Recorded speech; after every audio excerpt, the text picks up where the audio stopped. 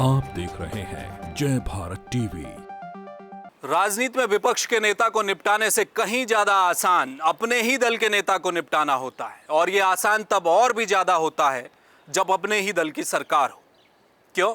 क्योंकि ऐसे वक्त पर जब नेता पर कोई आरोप लगता है तो सबसे पहले संगठन उसके सर से अपना हाथ उठा लेता है, फिर चाहे आरोप झूठे हों या सच्चे।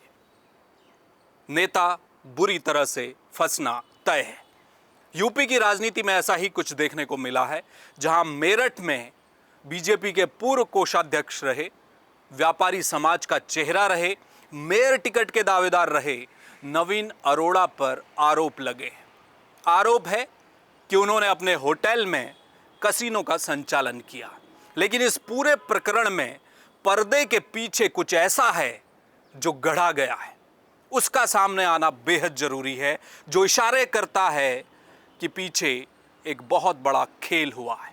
वो खेल क्या है, वो सवाल इस पूरे प्रकरण में क्या उठ रहे हैं, यूपी की राजनीति में इस वक्त चर्चा क्या है, वो जरा इस रिपोर्ट में देखिए।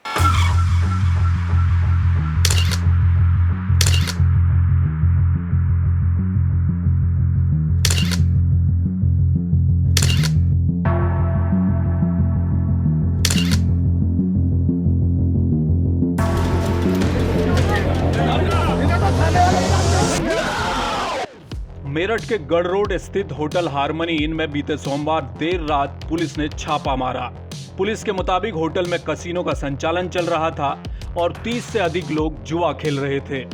पुलिस ने मौके से 8 लोगों को गिरफ्तार भी किया, जिसमें होटल हार्मनी इन के मालिक नवीन अरोड़ा को भी हिरासत में लिया गया। पुलिस ने मौके से कुछ नकदी, ताश की गड्डियां, कसिनो कॉइन आदि बरामद किए। ये वो कहानी है जिसे पुलिस ने और मीडिया ने सामने लाया, लेकिन नवीन अरोड़ा के खिलाफ चले मीडिया ट्रायल में पूरी कहानी नहीं बताई गई। वो कहानी क्या है जिसे लेकर मेरठ के राजनीतिक और व्यापारिक गलियारों में खूब चर्चा हो रही है। चर्चा ये है कि इस पूरे मामले के पीछे कहानी दरअसल नवीन अरोड़ा की राजनीतिक हत्या की है। जी हां, कहा यह जा रहा है कि नवीन अरोड़ा को आज से नहीं, बीते कुछ सालों से उनके राजनीतिक प्रतिद्वंदियों द्वारा किसी भी तरह दागी बनाकर रास्ते से हटाने की कोशिश चल रही है। अब जरा मौजूदा कसिनो प्रकरण को ही देख लें। इस छापेमारी में ऐसे कई पहलू सामने आए हैं जो इस बात की ओर इशारा करते हैं कि पर्दे के पीछे कुछ तो खेल हुआ है, जो सवाल खड़े करता है। पहला सवाल, यूपी पुलिस की जो टीम होटल में छापेमारी करने पहुंची, उसे अपने ही पुलिस के लोगों पर भरोसा नहीं था, इसलिए लोकल थाने को जानकारी नहीं दी गई। लोकल थाने को जानकारी नहीं दी ये तो ठीक, मगर फिर भी छापेमारी की सूचना लीक हो गई। तो बड़ा सवाल है कि छापेमारी की गोपनीयता क्या ऊपर से ही ब्रेक हो गई? सवाल नंबर 2, नवीन अरोड़ा अगर कसिनो का संचालन कर रहे थे, छापेमारी की खबर भी लीक हुई जिसकी आड़ में बताया जाता है कि खेलने वाले अधिकांश लोग फरार हो गए, तो फिर नवीन अरोड़ा मौकाए वारदात पर खड़े क्यों थे?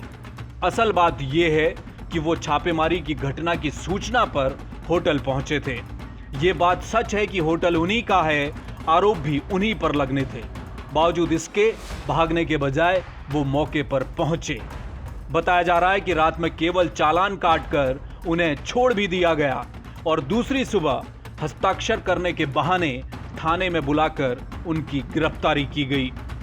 अब ये बात किसी के गले नहीं उतर रही कि रातों रात चालान पर छोड़े गए व्यक्ति को हिरासत में लेने के ऑर्डर आखिर कहां से आए। सवाल एक और ये भी है कि नवीन अरोड़ा ही क्यों? वो इसलिए क्योंकि नवीन अरोड़ा मेरठ का उभरता हुआ राजनीतिक चेहरा है।